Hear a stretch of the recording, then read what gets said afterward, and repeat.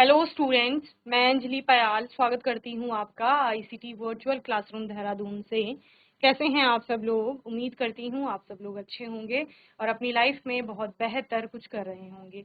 आज हम बात कर रहे हैं क्लास 12 की केमिस्ट्री की, और जैसा कि आप लोग जानते हैं सेकेंड चैप्टर चल रहा है इलेक्ट्रोकेमिस्ट्री। बहुत सारे पार्ट्स हो गए हैं और हर एक पार्ट में एक नया टॉपिक और उसको डिटेल में हम लोग पढ़ रहे हैं यहाँ पर। तो आज के सेशन में हम लोग लास्ट सेशन में हमने किस पर बात की थी? कंडक्टिविटी पे बात की थी, चालकता पर। मैंने आपको कहा था मोलर चालकता आप लोग घर से पढ़ करके आएंगे एक बार, ठीक है? उस पर हम लोग बात करेंगे। मोलर कंडक्टिविटी भी जिसे कहा जाता है आपका, ठीक है?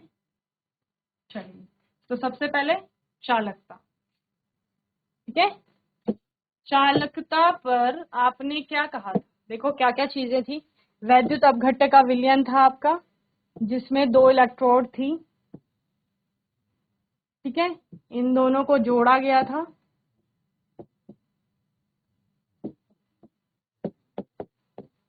अब आपने क्या बोला?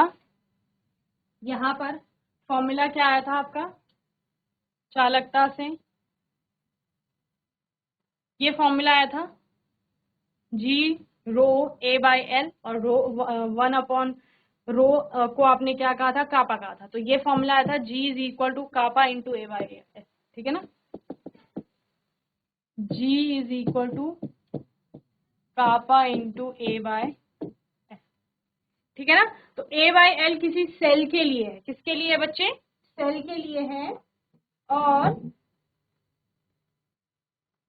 ए बाई एल को आप अगर कापा की टर्म्स में लिखें, कापा को इधर ले लेंगे तो कापा इज इक्वल टू क्या हो जाएगा? जी इंटू एल बाई ए, ठीक है? ये हो जाएगा। और एल बाई ए जो ये आपका है, ये सेल के लिए कांस्टेंट होगा, जिसको आप लोग क्या कहते हो? सेल स्थिरांक। और इसको जी नॉट से आप लोग दिखाएंगे तो kappa is equal to G into G, okay? ये हो जाएगा जी, जहां पर आपका क्या है 1/r, इसको आप लोग पढ़ते हैं जी इज इक्वल टू 1/r। यही फॉर्मूला आप लोग यहाँ रख लेंगे।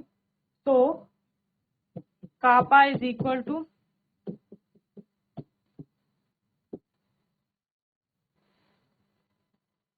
ओके। चलिए, अब हम लोग चालकता की बात कर रहे थे। एकांक आयतन में अगर आप लोग क्या कह रहे हो, ये एकांक आयतन अगर आप इसको ले लें, 1 ml ले लें या फिर 1 लीटर ले लें, ठीक है ना? वो एकांक आयतन में अगर आपका इसका हम लोग लेंथ जो लेते हैं, अगर 1 लीटर ले रहे हो तो 1 मीटर आप इसकी लेंथ इनके बीच की दूरी ले रहे हो, और इसका अनुप्रस्थ काट का क्षेत्रफल 1 मीटर स्क्वायर ले रहे हो, तो उस केस में इसकी चालकता क्या है बताइए? हमने चालकता की बात की थी और हम लोग एकांक आयतन में बोल रहे हैं, वैद्युत अपघट्य के विलयन में जो एकांक आयतन में आपका यहाँ पर इलेक्ट्रोडों के अनुप्रस्थ काट का क्षेत्रफल 1 सेंटीमीटर स्क्वायर या 1 मीटर स्क्वायर आप लेते हैं, और इलेक्ट्रोडों की मध्य की दूरी भी उसी तरह से लेते हैं, तो जितना उसका चालकत्व है वो चालकता हो जाएगी। यही आप बोल रहे हो ना? जो चालकत्व है वही क्या हो जाएगी? चालकता हो जाएगी। यानी कि जो यहाँ पर आपका जी है वो कापा के इक्वल हो जाएगा, है ना? ये चालकत्व है और ये आपकी चालकता है। तो हम लोग क्या कह रहे हैं? एकांक आयतन अगर आप लोगों ने लिया है, क्या कहा गया है? एकांक आयतन वाले वैद्युत अपघट्य, ठीक है? एकांक आयतन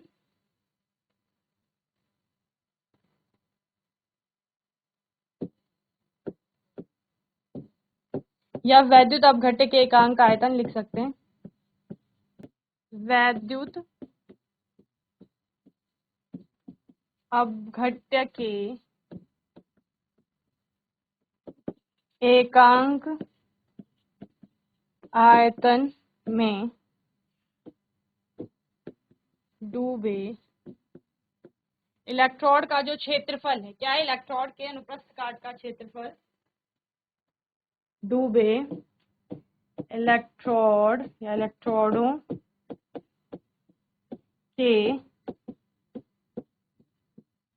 अनुप्रस्थ काट का क्षेत्रफल, चालक तार के लिए इससे पहले आपने चालकता को समझा था, ठीक है। अनुप्रस्थ काट का क्षेत्रफल 1 सेंटीमीटर स्क्वायर है तथा दोनों इलेक्ट्रोडों के बीच की दूरी, क्या बोला, इसका area of cross section 1 centimetre square है और इन दोनों के बीच की दूरी कितनी है, 1 सेंटीमीटर है, और ये वॉल्यूम क्या है, सपोज 1 ml है, ठीक है ना।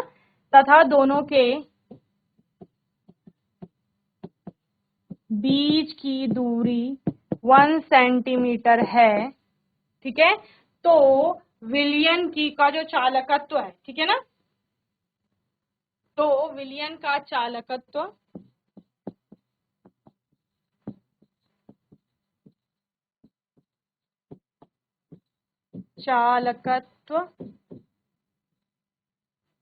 या विलयन की चालकता आप लिख सकते हैं, विलयन की चालकता, विलयन का चालकत्व, चालकता उसकी चालकता के तुल्य होगा, समझ रहे हो, यानी दोनों बराबर हो गए। बोला था ना आपने कि अगर ये भी आपका 1 सेंटीमीटर स्क्वायर है और ये भी 1 सेंटीमीटर है तो जी और कापा इक्वल हो जाएंगे, बस वही हम लोग यहाँ पर समझ रहे हैं, ठीक है ना। अब एक नई टर्म आई है जिसको हम लोग क्या बोल रहे हैं, मोलर चालकता कह रहे हैं। अब ये मोलर चालकता क्या है, यहाँ पर आपने एकांक आयतन की बात की थी, ठीक है ना, टर्म याद रखेंगे, किसकी बात की थी आपने, एकांक आयतन की बात की थी, ठीक है, कि आपने एकांक आयतन लिया है, 1 ml लिया है यहाँ पर।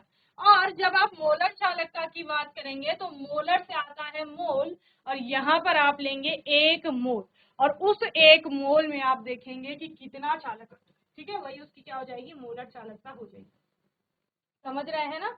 यानी अब आपने क्या किया, आपने सेम वही वैद्युत अपघट्य का सोल्यूशन लिया, ठीक है, इसका 1 सेंटीमीटर स्क्वायर क्षेत्रफल, बीच की दूरी 1 सेंटीमीटर, और अब जो यहाँ पर आपका मिल रहा है वो 1 मोल है, ठीक है ना। सांद्रता की यहाँ पर 1 मोल आपका क्या है, वैद्युत अपघट्य का विलयन आप जिसकी बात कर रहे हो, ठीक है ना। तो 1 मोल, इसमें 1 मोल वैद्युत अपघट्य के विलयन में, 1 मोल वैद्युत अपघट्य के विलयन में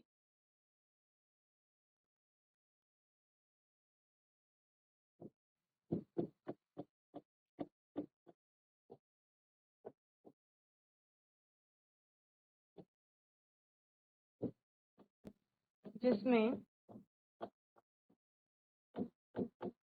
इलेक्ट्रोडों के अनुप्रस्थ काट का क्षेत्रफल 1 सेंटीमीटर स्क्वायर है, या 1 स्क्वायर सेंटीमीटर जिसे आप कहते हैं, तथा बीच की दूरी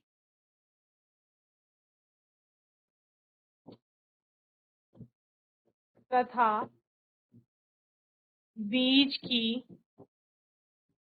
दूरी 1 सेंटीमीटर है, ठीक है। क्या हो गया, 1 मोल वैद्युत अपघट्य का विलयन, जिसमें यहाँ 1 मोल वैद्युत अपघट्य का विलयन लिया है, जिसमें इलेक्ट्रोडों के अनुप्रस्थ काट का क्षेत्रफल, यानी जितना डूबे हैं उनके अनुप्रस्थ, जो इलेक्ट्रोडों डूबी हैं उनके अनुप्रस्थ काट का क्षेत्रफल 1 सेंटीमीटर स्क्वायर है, और उन दोनों इलेक्ट्रोडों के बीच की दूरी कितनी है, 1 सेंटीमीटर है।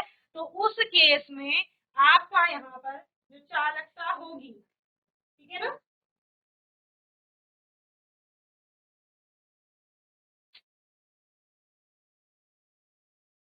के बीच की दूरी 1 सेंटीमीटर है, तो जितनी उसकी चालकता होगी वही उसकी क्या कहलाएगी, मोलर चालकता कहलाएगी। ठीक है ना, क्या कहा जा रहा है, तो इस विलयन की चालकता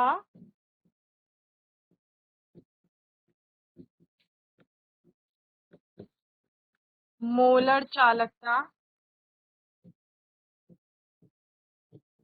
कहलाती है।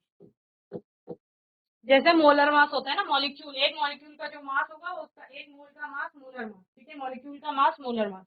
उसी प्रकार से एक मोल आपने यहाँ पर वैद्युत अपघट्य विलयन लिया, जिसमें इलेक्ट्रॉड जो है उनका अनुप्रस्थ काट का क्षेत्रफल 1 सेंटीमीटर स्क्वायर है और वो 1 सेंटीमीटर की दूरी पर आपस में रखे हुए हैं, तो उनकी जो चालकता है वही उस विलयन की पूरी मोलर चालकता आपकी कहलाएगी। ठीक है ना, अब इस एक मोल का आयतन कुछ भी हो सकता है, ठीक है ना, जैसे आपने यहाँ पर एक एकांक आयतन लिया था ना, और एकांक आयतन में आपके कुछ भी मोल हो सकते हैं, कितने भी मोल हो सकते हैं, उसी प्रकार से एक मोल का आयतन यहाँ पर कुछ भी आपका हो सकता है। समझ रहे हैं ना, चलिए, देन एकांक आयतन की चालकता कितनी थी, एकांक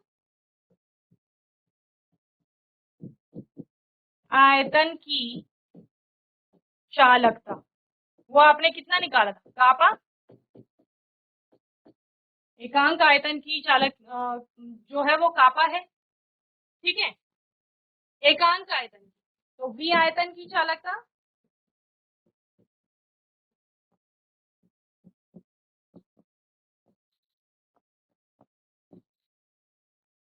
क्या हो जाएगा, एक बिस्किट का पैकेट 10 रुपए का है, तो दो बिस्किट के पैकेट कितने रुपए होंगे, 10 × 2, तो वह वैसे एकांक आयतन की चालकता कापा है, तो वी आयतन की चालकता क्या हो जाएगी, कापा इंटू वी, यही तो होगा, ठीक है,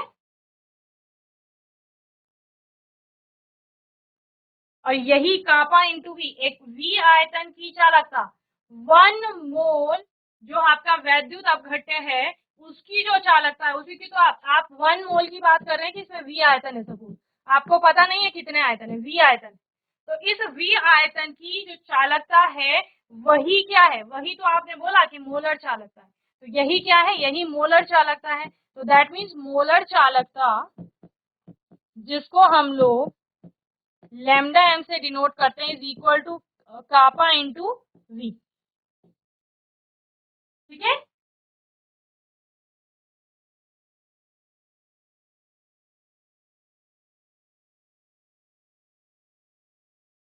चलिए, अब यहाँ V आयतन, आयतन कहाँ दिखता है आपको, मोलारिटी में दिखता है, मोलारिटी में आप लोग क्या बोलते हो, number of moles by volume, जो लीटर में ले रहे हो आप, ml में लोगे तो 1000 से मल्टीप्लाई कर लेंगे, ठीक है ना, यानी हम किसकी बात कर रहे हैं, सांद्रता की बात कर रहे हैं, और सांद्रता को हम ले रहे हैं मोलरता की बात करते हैं सांद्रता के केस में, जिसको हम कैपिटल M से डिनोट करते हैं, उसका मतलब N/V, ठीक है ना, तो V इज इक्वल टू क्या हो जाएगा यहाँ पर N/M, जिसको हम कॉन्सेंट्रेशन C की टर्म में भी लिखते हैं, और N क्या है, नंबर ऑफ मोल्स को हम 1 मान रहे हैं ना, कि एक मोल में हम लोग सांद्रता देख रहे हैं, तो इस केस में यहाँ पर जो आपका delta M is equal to आता है वो कापा बाय C हो जाता है, ठीक है, और C क्या है, कॉन्सेंट्रेशन है, सांद्रता है आपकी, और कापा क्या है, चालकता है, लैम्डा M मोलर चालकता हो गई, ठीक है,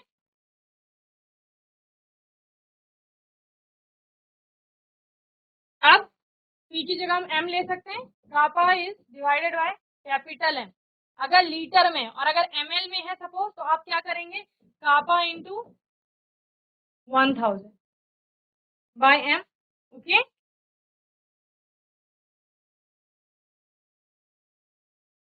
चलिए, अब इससे रिलेटेड क्वेश्चन है आपका एक प्रश्न, ठीक है, न्यूमेरिकल है आपका, 0.05 M विद्युत अपघट्य के विलयन की विशिष्ट चालकता तो आपको दिया गया है, चालकता दी गई है, उस पर उसकी मोलर चालकता ज्ञात करनी है आपको, ठीक है ना, 0.05 M विद्युत अपघट्य की विशिष्ट चालकत्व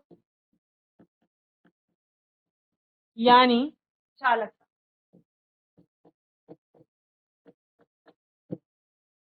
यहाँ पर दी गई है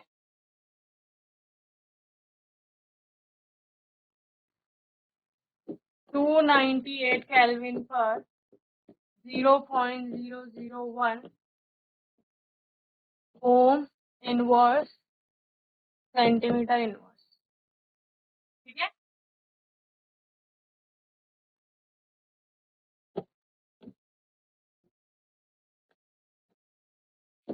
ओम इनवर्स सेंटीमीटर इनवर्स है। इसकी वैद्युत अपघट्य की मोलर चालकता ज्ञात करें। मोलर चालकता ज्ञात। चलिए हल करिए। प्रश्न से क्या दिया गया है, m की वैल्यू दी गई है। ठीक है, m is equal to 0.05।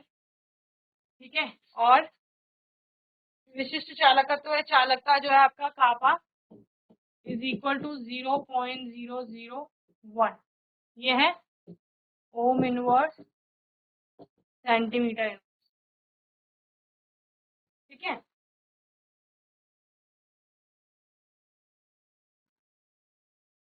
Lambda m की value kappa into 1000 divided by m, 0.001 into 1000 divided by 0.05 is equal. अब आंसर किस में आएगा आपका,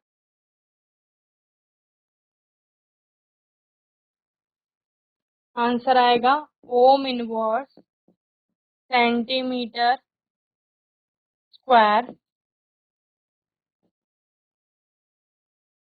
मोल। ठीक है ना। चलिए अब हम देखते हैं सांद्रता बदलने से। ठीक है, किसी भी वैद्युत अपघट्य के विलयन की बात कर रहे हैं, उसकी सांद्रता बदलेंगे तो चालकता पर या मोलर चालकता पर क्या प्रभाव पड़ेगा। ठीक है ना।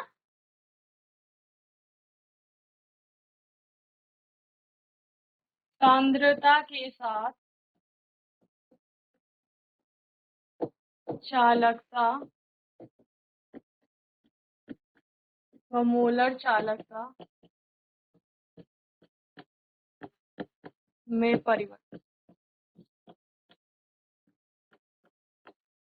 ठीक है, पहले हम लोग चालकता की बात कर लेते हैं।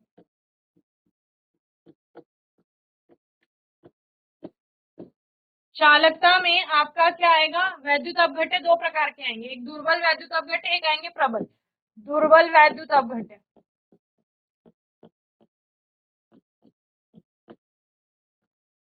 जिनके वियोजन स्थिरांक का मान कम होगा। वियोजन स्थिरांक का मान कम यानी कि जो आसानी से, यानी कि अगर जितने कण आप इसके डाल रहे हैं वो सारे आपका वियोजित नहीं हो रहे हैं, अपघटित नहीं हो रहे।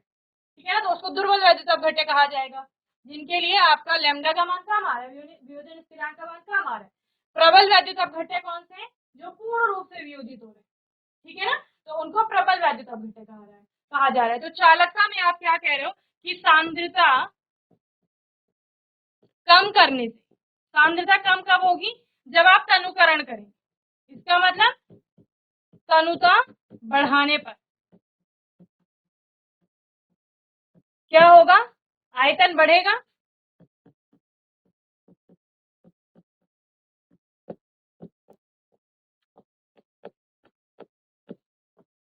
समझ रहे हो ना, वैद्युत अपघट्य का विलयन था आपके पास, आप उसमें पानी डालेंगे तो पानी डालने से सांद्रता कम होगी, जल मिलाने पर सांद्रता कम होगी, सांद्रता कम होगी लेकिन आयतन तो बढ़ेगा ना। पूरा सोल्यूशन जो है वैद्युत अपघट्य का, उसकी मात्रा मतलब उसका आयतन बढ़ जाएगा, वॉल्यूम बढ़ जाएगा, तो चालकता कम हो जाती है।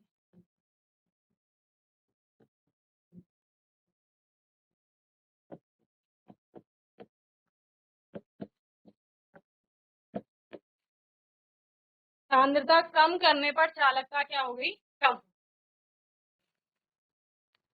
क्यों हुई कम, देखो पहले आपके पास ये सोल्यूशन था, वैद्युत अपघट्य का। इकाई आयतन में आयन देख रहे हो 4 हैं, आयतन बढ़ गया,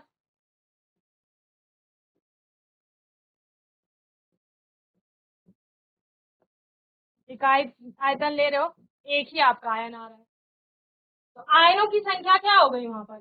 अगर आप एकांक आयतन लेते हैं उस पर आपका क्या हो गया है, यहाँ पर जो आयनों की संख्या है वो कम हो गई है, तो चालकता क्या हो जाएगी, घट जाएगी। तो ये कारण है कि सांद्रता कम करने पर यानी तनुता अधिक करने पर, यानी आयतन बढ़ा देने पर, आयतन बढ़ा दिया ना अपने वैद्युत अपघट्य के विलयन का, तो यहाँ चालकता क्या हो जाएगी आपकी, कम हो जाएगी। ठीक है ना, क्योंकि प्रति आयतन पर आयनों की संख्या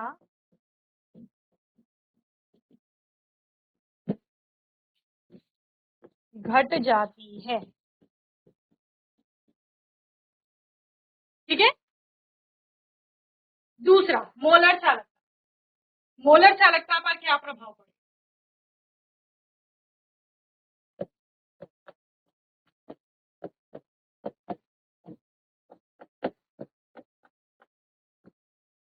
सांद्रता क्या की थी आपने, कम की थी, जिसका मतलब तनुता बढ़ी है, जिसका मतलब आयतन बढ़ा है। ठीक है, आयतन बढ़ा है और आयतन बढ़ने पर आपने क्या बोला, चालकता कापा बढ़ता है,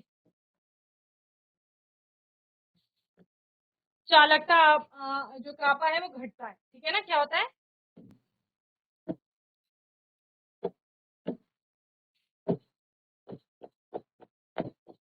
घटता है। ठीक है ना, तो आयतन बढ़ा कापा घटा, आपने क्या बोला यहाँ पर, जी जो लैम्डा एम है यानी कि आपका मोलर चालकता, lambda M is equal to kappa into V. अब हुआ क्या यहाँ पर, कापा घट रहा है और वी आपका बढ़ रहा है, तो दो केस लेकर चल रहे हैं, एक में आपकी एक वैल्यू घट रही है और दूसरी बढ़ रही है, तो दोनों में से जो ज्यादा इफेक्टिव होगा हम वो देखते हैं, है ना। तो यहाँ पर मोलर चालकता कहती है कि वो V पर डिपेंड कर रही है, यानी V के प्रभाव से प्रभावित हो रही है, तो यानी आयतन बढ़ा है, इसका मतलब जो मोलर चालकता है वो भी आपका क्या होगी, बढ़ेगी, यानी सांद्रता कम करने पर मोलर चालकता विलयन की बढ़ती। समझ रहे हैं, अब देखिए क्या होगा, जो आपका लैम्डा एम की वैल्यू है वो किस पर निर्भर कर रही है, आयतन पर निर्भर कर रही है।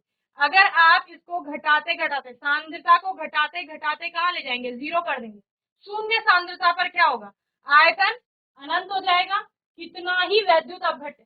आपने क्या बोला, सांद्रता घटाते जाएंगे, कितना घटा सकते हो, जीरो कर देंगे, शून्य कर देंगे, शून्य सांद्रता पर आयतन कितना होगा, देखो बहुत सारा आपने वहां पर जल मिला दिया है सपोज, ठीक है, बहुत ज्यादा तनुकरण कर दिया है, यानी अनंत आयतन हो जाएगा, और उस अनंत आयतन पर आपकी जो मोलर चालकता होगी वो भी क्या हो जाएगी, वहां पर बहुत अधिक हो जाएगी। जैसा आप आयतन पर डिपेंड कर रहा है तो उसको सीमांत आप लोग कहेंगे, सीमांत मोलर चालकता। ठीक है ना, तो शून्य सांद्रता पर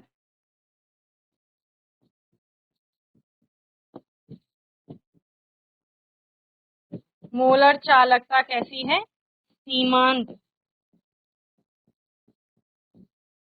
ठीक है, चलो ये न्यूमेरिकल एक होमवर्क में आप लोग करके लाएंगे। ठीक है, calculate the molar conductivity of the KCl solution given molarity conductivity eight 298 kelvin.